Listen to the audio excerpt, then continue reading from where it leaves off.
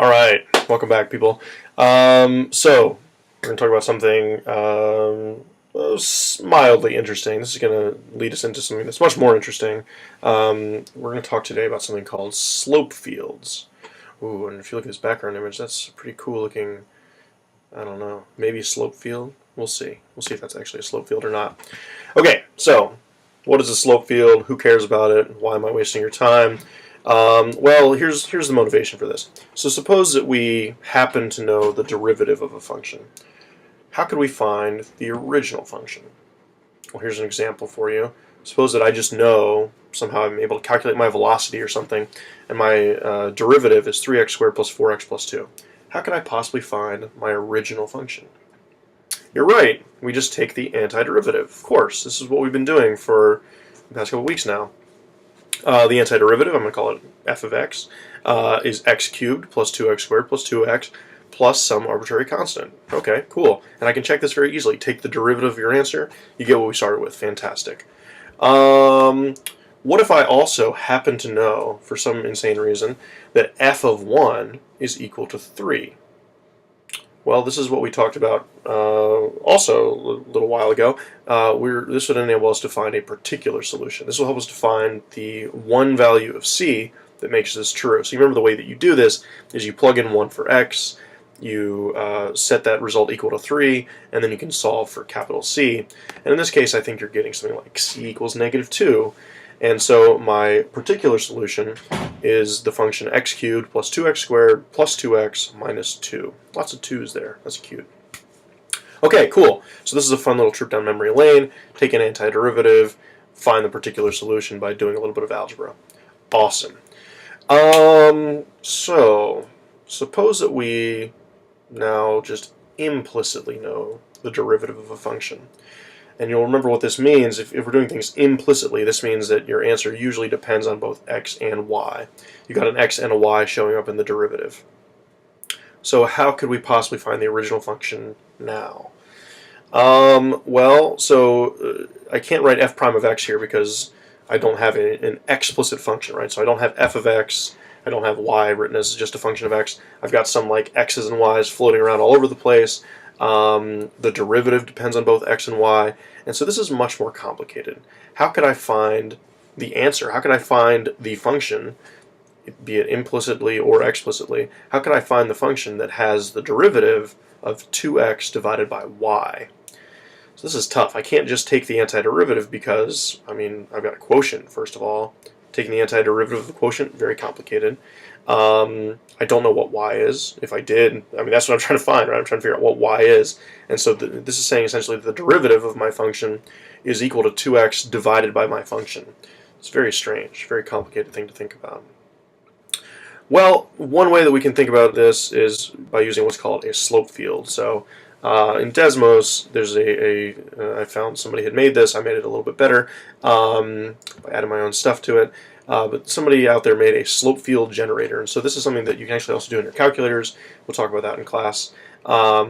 Basically what's happening here is we know that the derivative is given by 2x divided by y, right? So that means that we can find the derivative at any point that we want. For instance, if I wanted to find the derivative at the point right here, this point right here, which looks to be the point maybe 5, 3, I would literally just plug in 5 for x and 3 for y, and the slope is going to be 10/3 at that point. So you see that the line that's been drawn there has a slope that's, I mean, a little bit more than 3, right? It's pretty steep.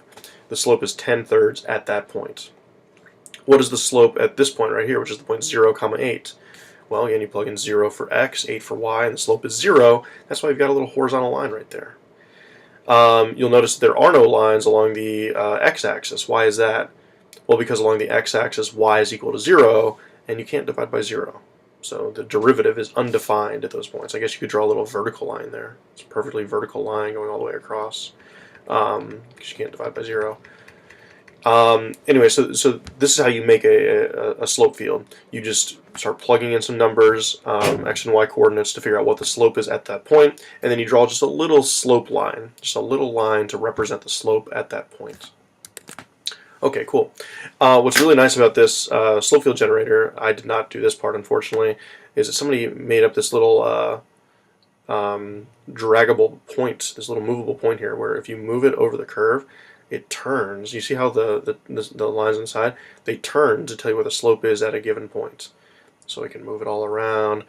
If I go to the origin, watch it freak out. It doesn't know what's happening at the origin. It starts spinning all around because it's like, what? What's going on here? Why is it freaking out so much at the origin, do you think? Oh, right, because if you plug in 0 and 0, you get indeterminate form. So who knows what that indeterminate form is. Anyways, so this is all well and good. This is giving us a visual representation of what the original function could look like, I guess. And there's, of course, an infinite number of answers, right? Just like before, when you find the antiderivative, you find a whole family of antiderivatives. You can add any constant that you want onto the end. And so once you find a particular solution, so for instance, if I was like starting, I don't know, at this point right here, then I just kind of like follow the lines and I can trace out a curve that would best fit the slope field, but also go through that point. Oops, sorry, there we go.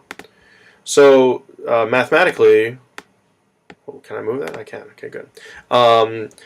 Mathematically, this is a little bit challenging to do, so for now we're just going to kind of estimate things. But let me just kind of show you what could happen here. So I've plotted the point 1, 5. So essentially what I'm saying here is that, you know, this visual representation of all possible answers is all well and good, but what if I know that my function goes through the point 1, 5? Think of this as like your initial condition, so we're trying to find a particular solution now. And so if I'm going through that point 1, 5, I hope you all can see that, I mean, the curve is going to look kind of like it's going to sort of go up like this, right? It's going to kind of follow these lines. It's going to curve over this. So it's going to look sort of like a parabola, maybe, a little bit parabolic. I know how to do the math, not to boast, but I know how to do the math, and I know that the answer is this: y equals the square root of 2x squared plus 24. Don't ask how, just trust me.